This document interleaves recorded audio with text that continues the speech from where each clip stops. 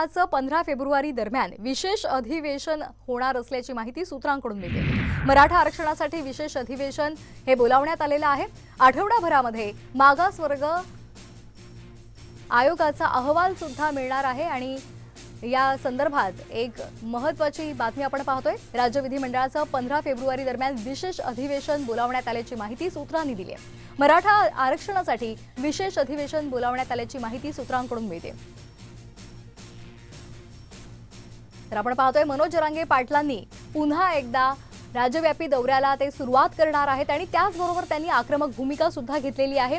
अधिसूचना निघालेली आहे, मात्र लवकरात लवकर या संदर्भात लवकरात लवकर पावलं सरकारनं उचलावीत असा त्यांचा आग्रह आहे आणि त्याच पार्श्वभूमीवर सरकारनं सुद्धा पावलं उचलायला सुरुवात केलेली आहे। राज्य विधिमंडळाचं 15 फेब्रुवारी दरम्यान विशेष अधिवेशन बोलावल्याची माहिती सूत्रांकडून मिळते। मराठा आरक्षणासाठी हे विशेष अधिवेशन बोलावण्यात आल्याची माहिती सुद्धा मिळते आणि त्यामुळे आता मनोज जरांगे पाटील काय निर्णय घेतात हे पाहणं महत्त्वाचं ठरणार आहे। आठवड्याभरामध्ये मागासवर्ग आयोगाचा अहवाल सुद्धा सादर होणार आहे। या मागासवर्ग आयोगामध्ये नेमक्या कोणत्या मुद्दे मांडले जात आहेत, त्या अहवालात नेमकी काय माहिती येते हे सुद्धा पाहणं महत्त्वाचं ठरणार आहे। तर मराठा आरक्षणासाठी हे विशेष अधिवेशन बोलावण्यात आल्याची माहिती मिळते।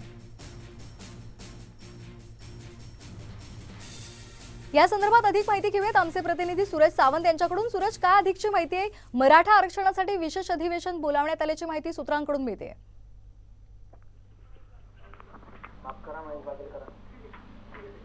तर काही तांत्रिक अडचणीमुळे आपला फोन ड्रॉप झालेला आहे। आपण बोलूयात महत्त्वाची बातमी आपण पाहतो। आठवड्याभरामध्ये मागासवर्ग आयोगाचा अहवाल सुद्धा सादर होणार आहे।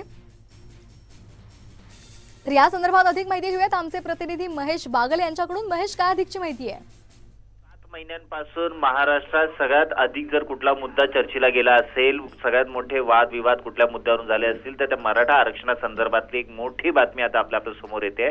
मराठा आरक्षणासाठी विधिमंडळाचे 15 फेब्रुवारी दरम्यान खास अधिवेशन होणार असल्याची खात्रीलायक सूत्रांची माहिती आहे। मराठा समाजातील ज्यांच्या कुणबी नोंदी सापडल्या आहेत, त्यांना कुणबी दाखले देण्याचा निर्णय घेण्यात आला होता। त्यासाठी निवृत्त न्यायमूर्ती संदीप शिंदे यांच्या समितीला मुदतवाढ देण्यात आली होती। मात्र मराठा समाजाच्या ज्यांच्या कुणबी नोंदी सापडणार नाहीत त्यांना स्वतंत्रपणे आरक्षण देण्यासाठी विशेष अधिवेशन बोलून कायदा करण्याचे आश्वासन मुख्यमंत्री एकनाथ शिंदे यांनी दिलेले होते आणि त्याला अनुसरून 15 फेब्रुवारी दरम्यान एक खास अधिवेशन बोलवले जाणार असल्याची विश्वसनीय सूत्रांची माहिती समोर येत आहे।